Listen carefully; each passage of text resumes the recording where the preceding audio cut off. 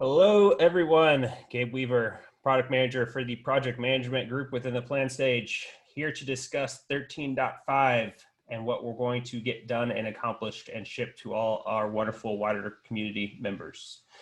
I've laid out this planning issue based on our prioritization table. This is probably the only time or the last time that I'll be presenting the planning issue this way. Stay tuned for a new approach to doing this the next release via an MR that I'm going to open up. But we have kind of a mix of things this release, which is interesting. We have some OKRs that are coming from the goal to improve the performance of GitLab as a whole and make it faster and more responsive. And along that same lines, we also want to improve the efficiency of building GitLab into the future and standardize on our new pajamas component library that will allow us to move faster and be more efficient as we make changes to the product moving forward. In terms of things that are customer priorities have been tagged to that, they all except for one are kind of a stretch goal for this. And we'll kind of talk about that a little bit in a second. We have some MAU instrumentation we're going to focus on.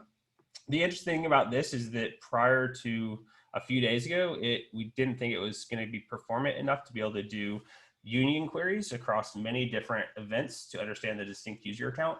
So what we're really trying to do is how can you measure the unique users in a given time period for people that have interacted with an issue in one way or another. And that data is more or less tracked across four different tables right now. And so as you can see, there's a ton of these different events that people can take within an issue. And we want to understand how many people are actually using issues, not just creating them. But what we were able to figure out this last week is that we can use the Redis counter to do this in a performant way. And so we're going to experiment with that in 13.5 to see if we can instrument all these events with Redis counters and then do that distinct aggregation so we can get a more accurate MAU number. And that's kind of going to be pretty exciting there as well. One of the things that we want to do in terms of usability, this came out of our category maturity scorecard work. Thank you, Holly, for doing an amazing job there, is we want to make promoting issues to Epic more discoverable. Right now, it's just stuck in a quick action. You do /promote, and then it will turn the issue into an Epic. But that's not exactly intuitive, and no one in our test knew that. So what we're going to do is refactor kind of the header of the issue to support this new little drop-down thing, and we're going to start moving some of the global issue actions into this drop-down. Things that are also upcoming, which we'll talk about: cloning an issue, moving an issue, promoting an issue into an Epic, creating a new issue, reporting abuse. These are all sort of like global actions, and we want to consolidate them within this one menu item and make it available both in the primary header as well as the sticky header on the issue as you scroll down. This kind of falls in line with what people currently do already. When you scroll down an issue, and you can kind of see within the comments here, you can kind of open this menu, and a lot of our users that we talked to and kind of did some test scenarios on will always scroll up and sort of expect that same thing up here in the header, and it makes sense. So that's what we're going to work towards. Excited about that. Another usability improvement that we want to make right now is if I have a top level group, I cannot see those labels within my deeply nested project, which means I also cannot use priority labels if my labels have been inherited from a top level group.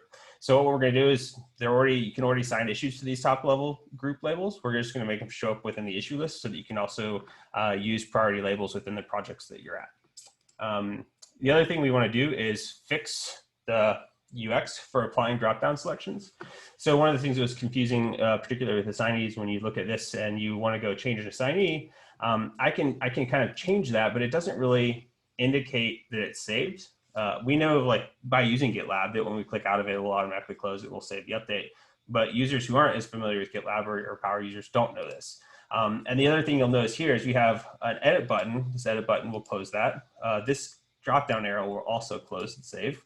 And this X will not really do anything, but there's an X there. And then you also have to search for users. And this is like the same problem across a lot of our dropdowns, and it's super confusing why we duplicate. This is a due date. This is a due date. Here's the title for the due date. And then here's the actual thing that you do to set the attribute in the sidebar.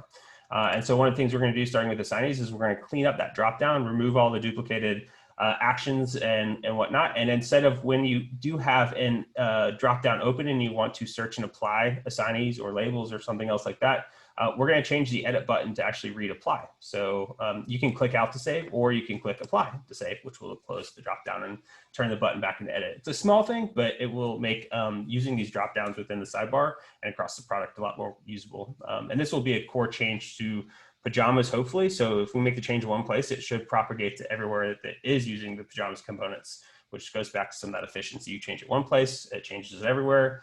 Great, everybody wins. This is a stretch goal, but we would also like to get to be able to clone an issue with the quick action and also with the UIs I showed you before.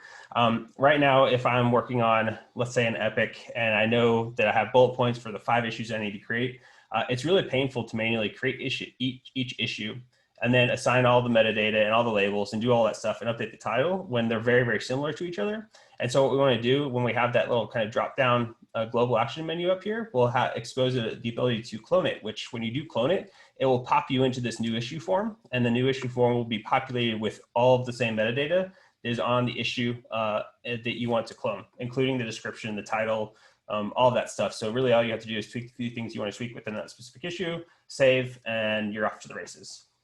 In line with moving and improving on iterations, one of the things that is not working super well is that iteration state within the report view is mutable. Like, so if I were to finish an iteration and then I move all of the issues out, my completed percentages and incomplete and unstarted, all that number changes as well. So there's not really a historical record of what I really did complete or what my team did complete in a given iteration. We already have the data in the back end to be able to do this as part of working on burn up charts. So what we want to do is make sure that these numbers don't change when an iteration ends. Basically, so anytime I can go back in the future, I can go back to a previous iteration and see historically accurate, immutable stats on how my team did during that iteration. It's a small change, but it is one of those things that if people want to trust the iteration report shouldn't change once the iteration is over. And lastly, one of the things that I'm getting really excited about is we're getting close to being done with the first 2 phases of our real-time working group. The only thing we have left to do within phase 1 is add the usage ping. So that will be part of that work that I kind of highlighted earlier about which instances have enabled action cable, which is the thing that powers WebSockets. And then in phase 2, the only thing that's left before we can turn this on for SaaS and larger instances is getting Helm chart configuration in place. And so we'll be spending some time in 13.5 focusing on that Helm chart implementation so that we can then turn it on for SaaS and larger instances and start tuning it that will then enable us to add real-time functionality to all the other fields in the sidebar and then eventually real-time boards. So super stoked about this. And I'm thankful for John Hope and Heinrich and all the other folks that have been contributing to this. It's been a pleasure to work with them. So that's it for highlighting 13.5 for the project management group. I'm excited about it. I hope you are too. Until next time.